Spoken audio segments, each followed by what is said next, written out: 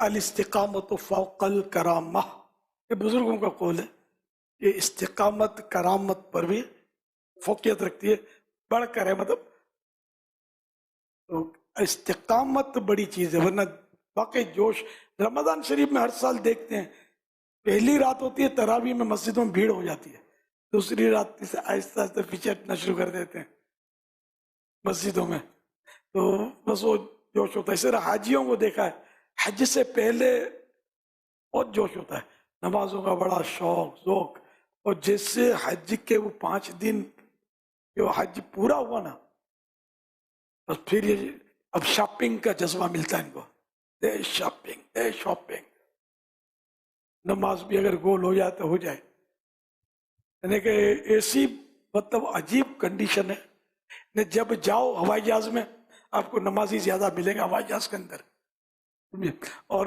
واپسی آؤ تو بس تھکن دور کر رہے ہیں۔ میں 80 میں وہ میں گیا تھا، جب 80 میں آپ شاید پیدا بھی نہیں ہوئے ہوں گے، بلکہ یقیناً پیدا نہیں ہوئے ہوں گے، جب حج پورا ہو گیا ہم مدینہ شریف گئے، ایک ٹرک میں ہم بیٹھے تھے مدینہ شریف میں، بھیڑ بکریوں کا ٹرک جو ہوتا ہے نا، اس میں اب وہی پیسے دے کر کہ ان دنوں طرح طرح کی گاڑیاں الاؤ ہوتی ہیں، پیسنجر بھر رہے ہوتے ہیں، مینا میں عرفات میں اوپر چھتوں پہ بٹھاتے ہیں، وہ قانون جو ان دنوں یہ یوز کر دیتے ہیں، خیر تو ہم اس طرح کے ٹرک میں گئے تھے، رات میں ہم نے سفر کیا تھا 12 تاریخ کو کنکریاں مارنے کے بعد۔ اچھا، اب نماز کے لیے فجر کی نماز کا جب ٹائم ہوا، میں بھی پڑا تھا، تھکن تو ذرا ہوتی ہے، تو آسمان کو دیکھا تو کچھ مجھے ایسا لگا کہ فجر کا ٹائم ہو گیا ہے۔ میں وہ غالباً ٹرک والے کو بولا تھا میں نے کہ دیکھو نماز کے لیے ہم کو نماز پڑھا دینا، لیکن یہ کہ ٹرک نہیں، ہو سکتا اس کا روکنے کا ارادہ ہو بھی، لیکن میں نے تو وہ ٹرک کو زور سے ہاتھ مارنے شروع کیا، تو اس نے ایک دم ٹرک ایک صحرا میں رک گیا، ٹرک چاروں طرف صحرا تھا، کچھ بھی نہیں، نہ پانی نہ کچھ، نہ آبادی، صحرا عرب۔ پھر میں نے لوگوں کو بھی آوازیں لگانی شروع کی، صلاح صلاح صلاح، اب لوگ بھی اٹھنے شروع ہوئے، میرے پاس آب زمزم شریف تھا، پانی نہیں تھا، اور پانی بھی نہیں تھا، اب نماز کیسے پڑھے، وضو؟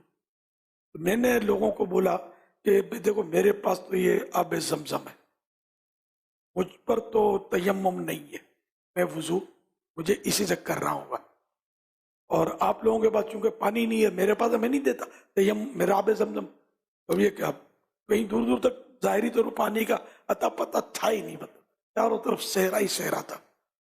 جس طرح لوگوں نے تیمم کیا ہوگا، ظاہر میں نے کہہ دیا اب تیمم کر لیں، اور پھر میں نے آب زمزم سے وضو کیا، اور یوں فجر کی نماز ہم نے ادا کی، حج ہو چکا تھا نا۔ اچھا، اب اس کے بعد جب واپسی وطن واپسی ہوئی، جدہ شریف کے لیے سیپٹکو کی بس میں بیٹھے ہم، تو اب فجر کا ٹائم ہوا، اب میں ایک بار اٹھ کے ڈرائیور کے پاس گیا، نماز کا کہا صلاح کیف، رکو، لفٹ نہیں کرائی، اللہ رک، شاید یہ بول دیا رک، جاؤ گو، میں آ کے سیٹ پہ بیٹھ گیا۔ اب میں آسمان کو دیکھوں کہ اجالا بڑھتا جا رہا ہے، اب میری حالت کہ روؤں تو رویا نہ جائے کہ میں کیا آج بیٹھے بیٹھے نماز میری چلی جائے گی۔ پھر اٹھا، اس نے کہا پھر کیا، رو گو جاؤ، بالکل اس نے کوپریٹ نہیں کیا۔ میں نے حاجی لوگ جو بیٹھے تھے، میں نے کہا آپ لوگ کرو کچھ نماز، یقین مانے ایک نے بھی مجھے لفٹ نہیں کرائی، میں اکیلا ہی تھا، اکیلا گیا تھا، اکیلا ہی واپس جا رہا تھا، مجھے کسی نے لفٹ نہیں کرائی، اب میں کیا کروں؟ لیکن میں مطلب الحمدللہ اپنا میرا حساب جو تھا، میں مدینے کی گلیوں میں بھی اپنے ساتھ پانی رکھتا تھا، کہاں کہیں بھی ضرورت پڑے، میں نماز قضا کرنا اپنی ڈکشنری میں الحمدللہ نہیں ہے، ہونا بھی نہیں چاہیے۔ تو پانی تھا میرے پاس. اب میں ادھر پانی سے مجھے وضو کرنے کون دے گا؟ بس میں اتنی گنجائش ہی نہیں ہوتی. اب میں کروں تو کیا کروں؟ اب ٹائم جا رہا ہے. میں نے جو تو تیمم جسے میرے کو سمجھ پڑی میں نے کیا اور اپنا وہ نماز پڑھی سیٹ پر بیٹھے بیٹھے. اب پھر جدہ شریف کا پتہ چلا، جدہ شریف آ گیا. اب جدہ شریف کہاں جانا ہے مجھے یہ سارا ہوش و حواس نہیں ہو رہا تھا کہ میری نماز کا کیا ہوگا. میں نے تو جو تو اپنا سامان کھینچا نیچے ڈالا اور اپنی بوتل تو تھی میرے پاس پانی کی. میں نے بیٹھ کر فٹافٹ وضو کیا اور قبلہ ڈائریکشن معلوم کر کے فٹ پاتھ پر یا روڈ پر میں فجر پڑھی. ٹائم نوٹ کر لیا میں نے.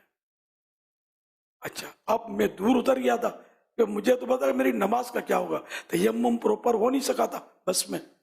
تو میں نے مطلب یہ کہ اب میں کیا کروں، مجھے میری منزل پر میں کیسے پوچھوں؟ بالکل میں اننون انجانا فرسٹ ٹائم گیا تھا، کس کو پوچھوں؟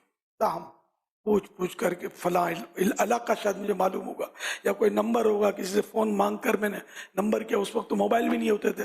کسی طرح بھی بہرحال میں اپنی جہاں ٹھہرا تھا وہاں پہنچا.